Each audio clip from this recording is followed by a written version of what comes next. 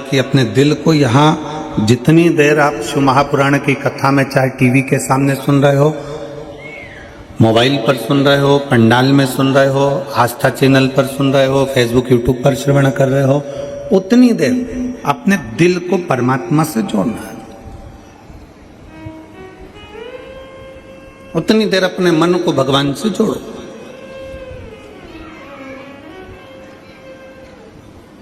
और फिर निवेदन है, पहले के समय में रेडियो जो होता था ना, देखा है आप लोगों ने रेडियो?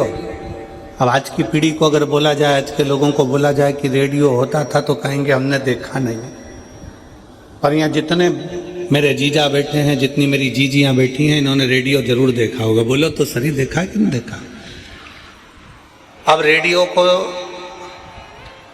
कान से लगाकर सुनते, फिर उसका सिग्नल सेट करते। यहाँ आवाज नहीं आती तो वहां जाते, वहां आवाज नहीं आती तो वहां जाते, वहां आवाज नहीं आती तो वहां जाते।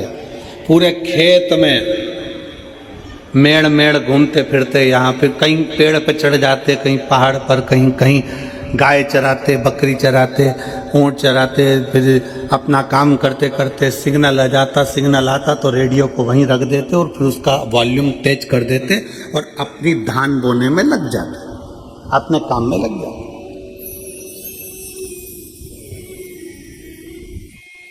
और जब तक रेडियो का सिग्नल नहीं मिलता तब तक बेचैन रहते। मिल ही नहीं रहा सिग्नल, तो आ ही नहीं रहा।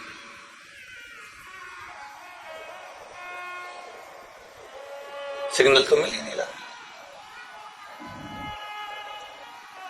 और एक बार अगर सिग्नल मिल गया, रेडियो का सिग्नल यदि एक बार मिल गया तो दिल को अच्छा लगा और गाने चालू हो गए। विविध भारती चालू हो गया, दूरदर्शन चालू हो गया, सिग्नल मिला और मन में संतुष्टि हो गई, गाने लग गए, चित्रहार आने लगा और आप उस गानों में डूब गए। फिर तुम अपने काम में लगे भी रहे तो वो गाने तुम्हारे श्रवण शक्ति को भिंगोते रहे। शिव महापुराण की कथा भी यही कर रही है।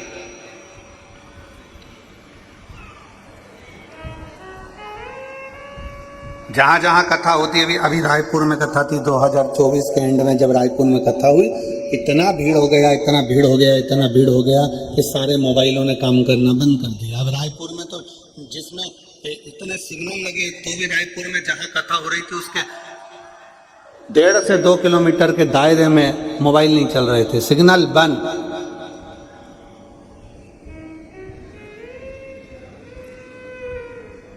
कई लोग सीहोर आते हैं रुद्राक्ष उत्सव में, आप भी आमंत्रित हैं। 25 फरवरी से रुद्राक्ष उत्सव प्रारंभ होगा, 3 मार्च तक चलेगा, जरूर पधारो। वहां पर भी आते, भीड़ बढ़ती है, सिग्नल चले जाता है। क्यों? किसी मेले में सिग्नल नहीं जाता, पर कथा चालू हुई और सिग्नल तुम्हारे मोबाइल का गायब।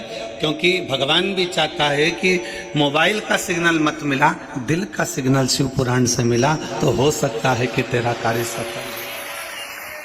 भगवान भी चाहता है। रेडियो का सिग्नल मिलाते हैं, सुई मिलाते हैं, यहाँ नहीं मिला वहाँ मिलेगा, वहाँ नहीं मिला वहाँ मिलेगा। यहाँ कई शिव भक्त ऐसे बैठे हुए हैं जो 4-5 कथा में सिग्नल मिलाने का काम कर रहे हैं। रायपुर भी गए, सिग्नल नहीं मिला तो हाले को आ गए। सिग्नल मिलना चाहिए, दिल मिलना चाहिए। भगवान शंकर की विरल भक्ति हमारे हृदय से हो।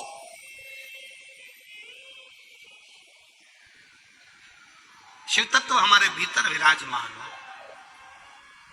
और किसी आडंबर से कभी शिव तत्व नहीं मिलता, किसी दिखावे से कभी शिव तत्व नहीं मिलता। कोई तुमसे कह दे कि मेरे पास आकर बैठ जाओ, मैं तुम्हें गड़ा हुआ धन निकाल कर दे दूंगा, वहां से शिव तत्व प्राप्त नहीं है। कोई कह दे कि मेरे पास आओ, मैं तुम्हारा भाग्य सुधार दूंगा, वहां से शिव तत्व की प्राप्ति नहीं है।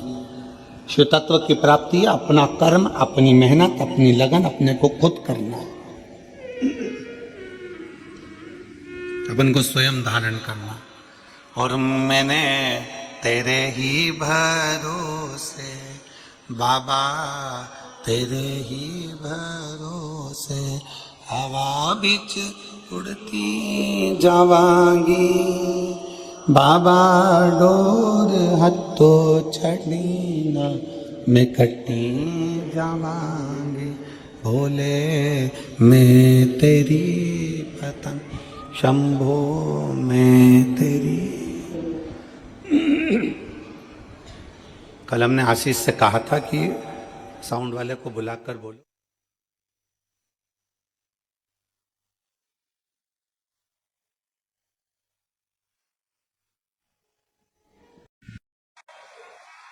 शिव तत्व की प्राप्ति हो, भगवान शंकर की अविरल भक्ति हो,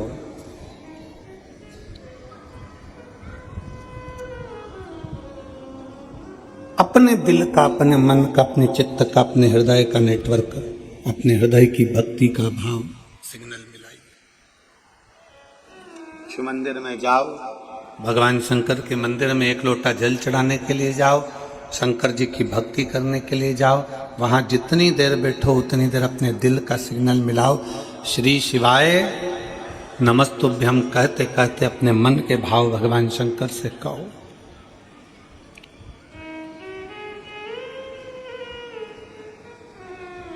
एक बात अपने हृदय में उतार कर रखिए,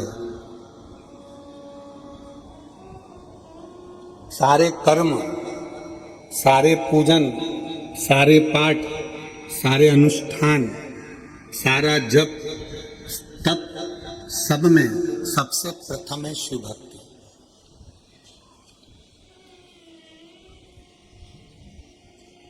आपके पास में कितना धन है, आपके पास में कितना वैभव है, आपका कितना तप है, आपके पास में योग है, साधना है, गाड़ी है, बंगला है, सब कुछ है, आप सुंदर भी हैं, आपके पास में वैभव भी है, आपके पास में तप भी है, आपके पास में साधना भी है, आपके पास में सब कुछ है, और आपके पास में सब कुछ है और भगवान शंकर की अगर भक्ति आपके दिल में नहीं है ना, तो ये समझ लेना कि आपका धन, आपका वैभव, आपकी दौलत, आपकी संपदा, आपका रूप, आपका वैभव सब शून्य के बराबर है। अगर शिव की भक्ति नहीं है, भगवान शंकर की भक्ति अगर आपके भीतर नहीं है, शिव तत्व यदि आपके भीतर नहीं है, शंकर का गुणगान यदि आपके भीतर नहीं है, भगवान शंकर की अविरल भक्ति अगर आपके भीतर नहीं है, तो शून्यता। आप कितने भी सुंदर हो, आप कितने भी वैभववान हो, आपके पास में कितना भी वैभव हो, धन हो, सत्ता हो, संपदा हो, आप कितनी भी दौलत इकट्ठी कर लो, पर शिव भक्ति आपके भीतर होना जरूरी है। शंकर की अविरल भक्ति आपके भीतर होना जरूरी है। और अगर शंकर की भक्ति अगर आपके भीतर है, शिव की भक्ति अगर आपके भीतर है, तो एक डाकू भी, एक चोर भी भगवान शंकर का दर्शन का, दीदार का हकदार है। तड़प की कथा सुनाई थी आपको पहले। तड़प जंगल में रहता है, डाकू है, पूजन पाठ नहीं जाता, भगवान का भजन नहीं जानता, तब साधना नहीं जानता, भगवान की भक्ति नहीं जानता। उसने एक पंडित जी को पूजन करते मंदिर में देख लिया, शंकर जी के शिवलिंग की आराधना करते देख ली। उसके पास में पानी चढ़ाने के लिए लोटा नहीं था, मुंह में पानी भर लेता था। उसको पत्ती फूल मालूम नहीं थी, कुछ फूल पत्तियां वो पेड़ों से तोड़ लेता था और कुछ जीवों को मार कर भोग लगाने के लिए मांस ही मंदिर में ले जाता था। भगवान शंकर के सब नहीं जानते, फिर भी मेरे शंकर उसके सामने प्रकट हो जाते हैं, मेरे शिव उसकी साक्षी में आ जाते हैं, मेरे शंकर उसके सामने आ जाते हैं। भक्ति है उसका, विश्वास है उसकी, दृढ़ता है उसकी। अविरल भक्ति, विश्वास, दृढ़ता शिव के करीब में लेकर जाते हैं, शंकर के करीब।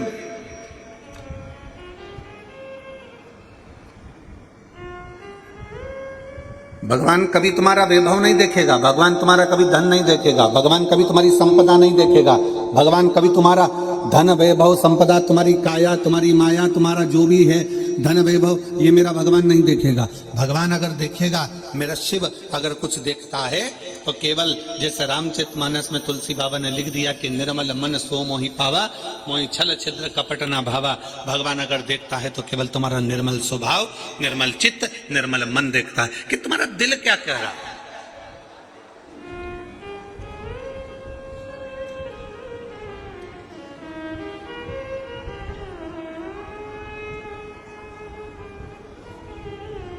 भगवान शंकर की भक्ति करने वाला, भगवान की भक्ति करने वाला, भगवान का भजन करने वाला, भगवान का स्मरण करने वाला, भगवत नाम में डूबने वाला, चाहे वो ब्राह्मण हो, क्षत्रिय हो, वैश्य हो, शूद्र हो, कोई भी हो, अगर वो भगवान की विरल भक्ति में रमा हुआ है, भगवान के भजन में रमा हुआ है, तो भगवान उसके करीब में आ ही जाते। क्या था मकरमा के पास में?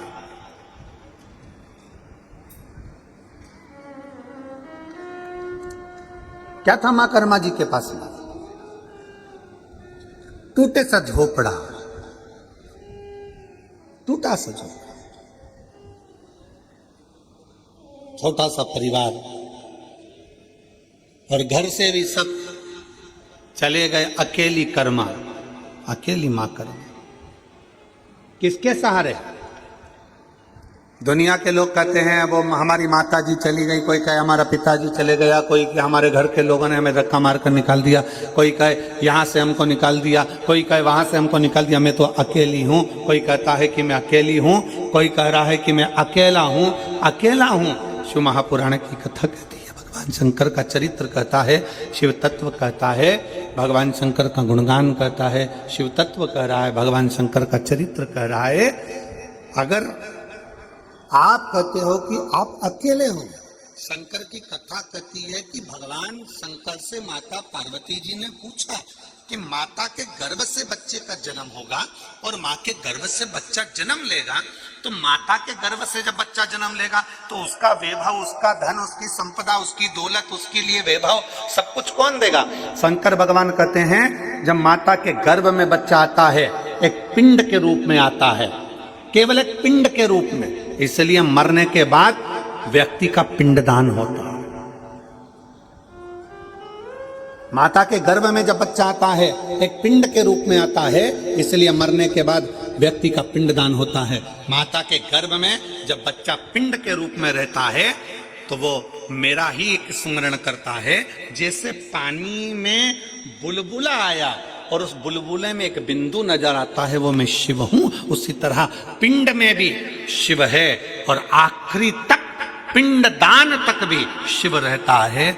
समझना है पार्वती, जब बच्चा गर्भ में आता है, उस गर्भस्थ बच्चे से लेकर जब उसके प्राण छूटते हैं तब तक भगवान शिव कहते हैं मैं उसके साथ, उसको अकेला नहीं छोड़ता, उसके कदम से कदम मिलाकर साथ चलता रहता हूं, उसके साथ आगे बढ़ता रहता हूं। वो अकेला नहीं है पार्वती, मैं उसके साथ हूं। वो मेरे हर पल, हर घड़ी, हर क्षण मैं उसका साथ देता हूं। हर पल, हर घड़ी, हर क्षण मैं उसके साथ हूं।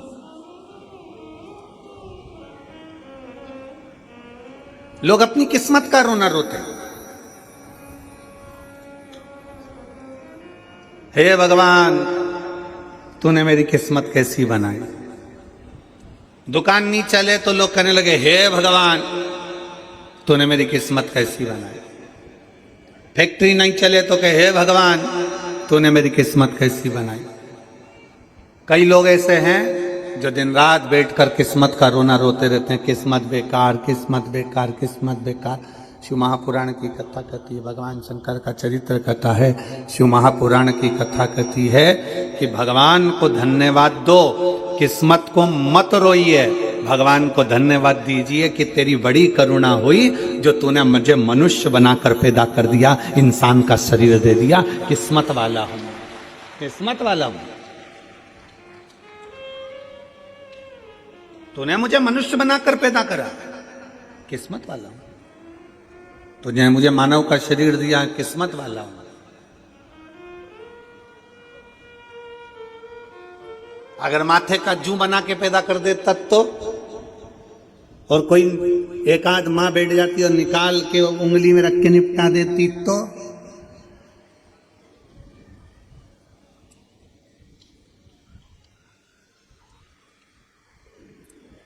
वो धान में पड़ जाए, चावल में गुन पड़ जाता है, गुन बना देता तो चींटी, इल्ली, कीट, पतंगा कुछ बनाकर पैदा कर देता तो। धन्यवाद दोस्त, देव अधिदेव महादेव को, किस्मत को कभी मत कोसो, भगवान को धन्यवाद दो कि तूने मुझे पूरा शरीर दिया, मुझे मानव की देह दी, मानव का शरीर दिया। ये तुझे साधुवाद है। जिसके पांव काम नहीं करते उससे पूछो कि उसके चरण की कीमत क्या है। जिसका हाथ काम नहीं करता उससे पूछो कि हाथ की कीमत क्या है। जो देख नहीं सकता उससे पूछो कि नेत्र की कीमत क्या है। जिसकी वाणी नहीं है उससे पूछो कि जिह्वा की कीमत क्या है। जो सुन नहीं सकता उससे पूछो कि तुम्हारे कान की कीमत, श्रवण शक्ति की कीमत क्या है, उससे पूछो। जिसका शरीर बेकार है, जिसका शरीर बेकार है उससे पूछो कि शरीर की कीमत क्या है। शरीर की कीमत है क्या, उससे पूछा जाए।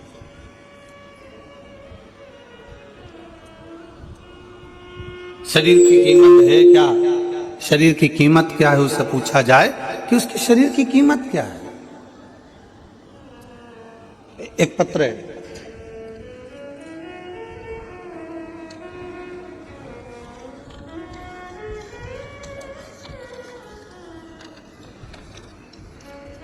उसमें डॉक्टर की पूरी रिपोर्टें लगाई हैं उस पत्र के अंतर्गत।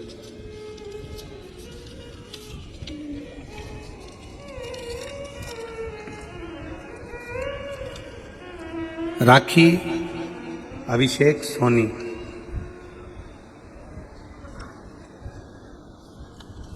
राखी अभिषेक सोनी राजनांदगांव छत्तीसगढ़ के रहनिवासी हैं। कहीं बैठे हों रिटर्न आके सुनिए।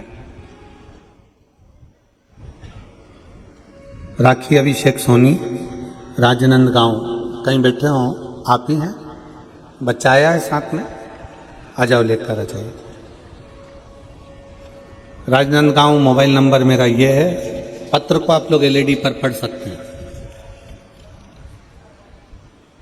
राखी सोनी पति अभिषेक सोनी राजनांदगांव निवासी। मेरी शादी 14 जून 2020 में हुई थी। शादी के कुछ महीने बाद मेरे पेट में दर्द होने लगा। डॉक्टर को दिखाया तो पता चला कि मेरी बच्चादानी के अंदर दोनों अंडाशय में गठाने हो गई हैं, जिसके कारण मैं मां नहीं बन सकती। मैंने 10 महीने तक इलाज करवाया, दवाई भी खाई, पर गठान का साइज और बढ़ गया। पत्र को आप लोग एलईडी पर पढ़ सकते हैं, आस्था चैनल पर पढ़ सकते हैं। गठान का साइज और बढ़ गया। डॉक्टरों ने कहा कि रायपुर के बड़े हॉस्पिटल में दिखाओ।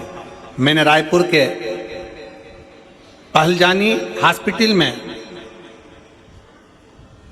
जांच कराई, तब पता चला कि गठान और बढ़ गई है। और डॉक्टर ने कहा कि आपके अंडाशय में गठान बनने के कारण संतान नहीं होगी, आपको बच्चादानी निकालवाना पड़ेगी, तभी इसी समस्या से छुटकारा मिल पाएगा। मैं बहुत डर गई पर मैंने हिम्मत नहीं हारी और मैं 2022 से आपकी कथा सुनते आ रही हूँ। आपने जो भी उपाय बताया वो उपाय किया। रुद्राक्ष का जल भोलेनाथ को समर्पित करा और पिया। आंकड़े की जड़ का प्रयोग किया। पशुपतिनाथ का व्रत किया। उसके पश्चात सियोर गई, कुबेरेश्वर धाम जाकर वहां से बाबा से विनती करी, मेरी झोली भर दो। कुबेर भंडारी। सीहोर से आने के 1 महीने के अंदर ही मैं गर्भवती हो गई और सब कुछ अच्छा चल रहा था, पर 5 महीने की सोनोग्राफी में पता चला कि मेरे गर्भाशय में जो बच्चा है वो ठीक नहीं है। मैंने भोलेनाथ पर पूर्ण विश्वास करा, सब कुछ बाबा पर छोड़ दिया, बेलपत्र का प्रयोग किया और आखिरी में बाबा की ऐसी कृपा हुई कि 29/11/2023 को मेरे यहाँ स्वस्थ संतान का जन्म हुआ। मैं बाबा को यहाँ प्रणाम करने के लिए आई हूँ। गुरुदेव अब पेट में गांठ भी नहीं और बाबा की कृपा से मुझे संतान भी हो गई। ये मेरी बेटी का फोटो है और उसकी सारी रिपोर्ट जो गठान थी, वो जो गांठें बताई गई थी उसकी रिपोर्ट, और जो बच्चा बेकार हुआ था गर्भ में उसकी रिपोर्ट सब लगा रही हूँ। और आज मेरा बच्चा स्वस्थ है। मैं बाबा को यहाँ प्रणाम करने के लिए आई हूँ।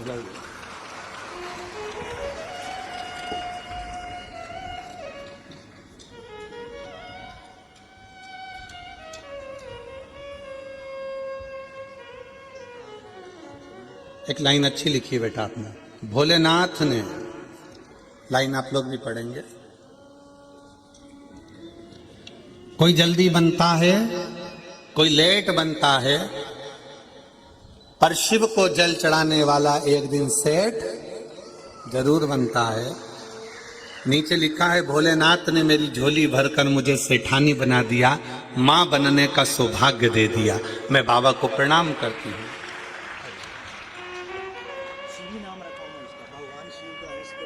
शिवी, शंकर जी के नाम पर ही बच्ची का नाम शिवी रखा गया। एक बार जोरदार ताली बजाएं। साधु का शंभो, शिवो, शंभो।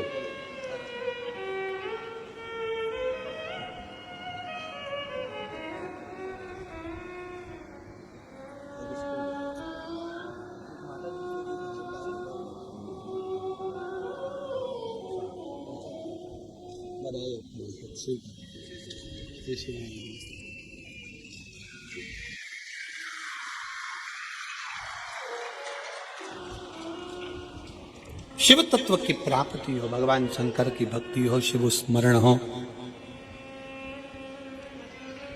शिव उपासना हो। पत्र में उन्होंने एक बात लिखी,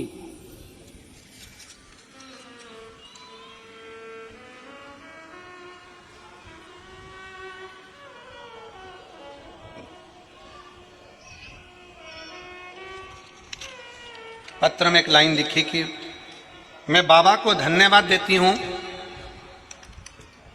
कि मेरी बच्चा दानी भी डॉक्टर ने कह दिया निकालने की जरूरत नहीं, गांठ भी गल गई और मेरे बच्चे की भी प्राप्ति हो गई। मैं बाबा भोलेनाथ को यहां प्रणाम करने के लिए,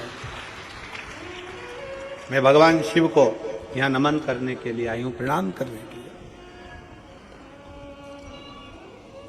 यहां पर सियोर वाला महाराज ने कुछ नहीं करा और ना तुमने कोई भभूति ली, ना कोई बेल बांधी, ना कोई नरियल बांधा, ना कोई कुछ बांधा। यहाँ तो केवल एक चीज है, सारी समस्या का हल एक लोटा जल, केवल एक।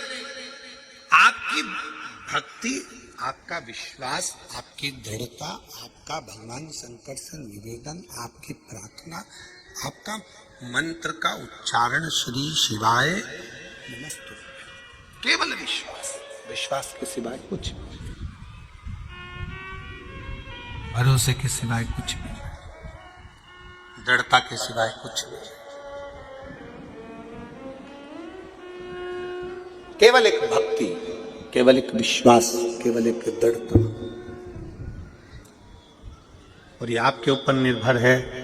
फिर निवेदन है कि रेडियो का सिग्नल मिलाओगे तो गाना सुन पाओगे, और अगर शिव महापुराण में बैठकर भगवान शंकर से दिल का सिग्नल मिलाओगे तो शंकर से सब कुछ ले पाओगे, प्राप्त कर, उसको खुद को भी प्राप्त करना है।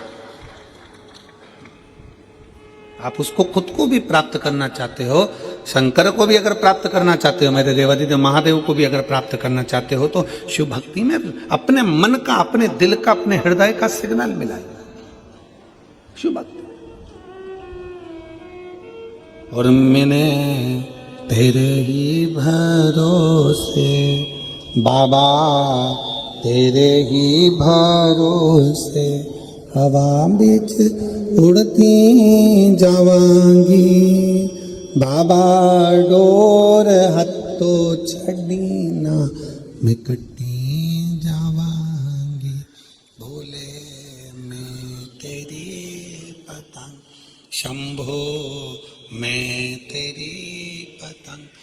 हवा बीच उड़ती जावांगी बाबा और हत्तो चढ़ी ना बिखटी जावांगी भोले मैं तेरी पतंग शंभो मैं तेरी पतंग। भगवान शिव की विरल भक्ति धारण करिए, दिल का सिग्नल मिलाओ, हृदय का सिग्नल मिलाओ, मन का सिग्नल मिलाओ। सबको पाने में समय लग सकता है, सबको पाने में। जो महापुराण की कथा कर रही है, भगवान शंकर का चरित्र कह रहा है, शिव तत्व कह रहा है, सबको पाने में समय लग सकता है, पर भगवान शंकर को पाने में समय नहीं लग सकता। शिव को तो एक लोटा जल चढ़ाओ और शंकर तुम्हारे सम्मुख में आकर सामने न आए ना आए, पर तुम्हारे कार्य को जरूर पूर्ण कर कर चले जाता है। शिव आपकी उलझनों को सुलझा कर चले जाता है, सुलझा कर। शिव को पाना सरल है, भगवान शंकर की भक्ति करना सरल है। शिव उपासना में शीघ्र मिलता है।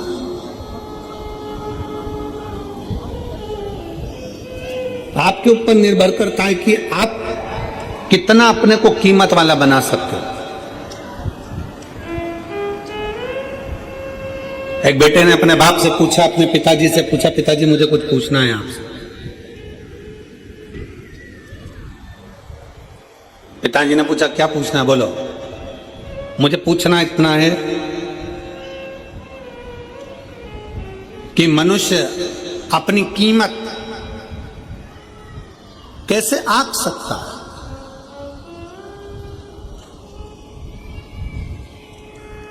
और कीमत किसकी है? पिताजी ने एक लोहे की राड, एक लोहे का टुकड़ा, पिताजी ने एक लोहे का सरिया,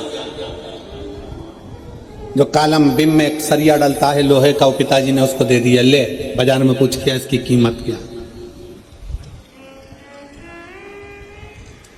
लोहे के सरिये को देकर भेजा तो लोहे का सरिया किसी ने कहा 100 रुपए हम दे देंगे इसके, लाओ। लोहे का टुकड़ा, लोहे का सरिया, 100 रुपए इसकी कीमत है, लो हम दे देते। पिताजी ने कहा था इसको बेचकर मत आना, वापिस लिया, चल।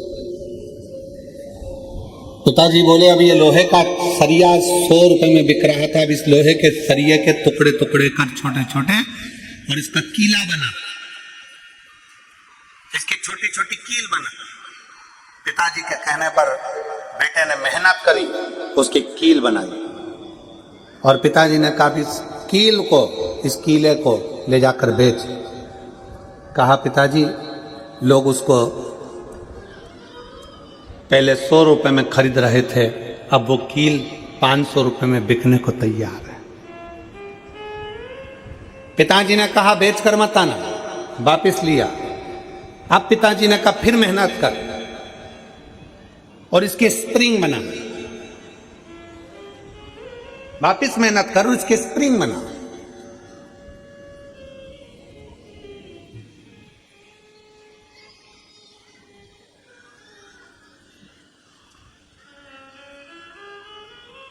अब उसके स्प्रिंग बनाए गए और उस स्प्रिंग को बाजार में ले जाकर पूछा कितने का है। कहा ये 1000 रुपए कीमत का हम ले सकते हैं। पिताजी ने कहा एक लोहे का टुकड़ा कील बन गया, स्प्रिंग बन गया तो कीमत वाला हो गया। उसी तरह एक साधारण सा मनुष्य मृत्यु लोक में जन्म लेता है, मानव की देह उसको प्राप्त होती है। एक मनुष्य जन्म लेता है, जन्म लेने के बाद उस अपने शरीर का वो किस तरह से प्रयोग कर रहा है, कितनी मेहनत कर रहा है, कितनी लगनता से काम कर रहा है, कितने परिश्रम से काम कर रहा है, वो अपनी कीमत स्वयं बना सकता है। और जब वो कीमत वाला बनता चले जाता है तब समझना कि उसकी जिंदगी में कुछ उसने अपना अच्छा करा है, अच्छा करा। भगवान की विरल भक्ति धारण कर रहे हो, भजन कर रहे हो, कीर्तन कर रहे हो, मंत्र जाप कर रहे हो, नाम जाप कर रहे हो, ये आपके ऊपर निर्भर करता है। माँ कर्मा अकेली घर के अंदर रहती हैं, माँ कर्मा अकेली झोपड़ी में रहती हैं। सब नारी रहती हैं, जैसे माँ कर्मा रहती वैसे आप भी रहती।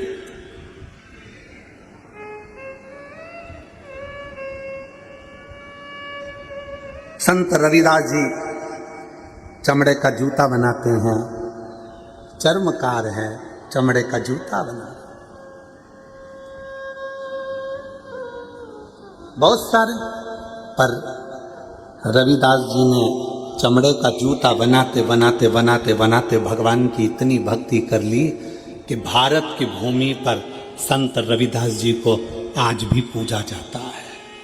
आज भी पूजते हैं संत रविदास जी को।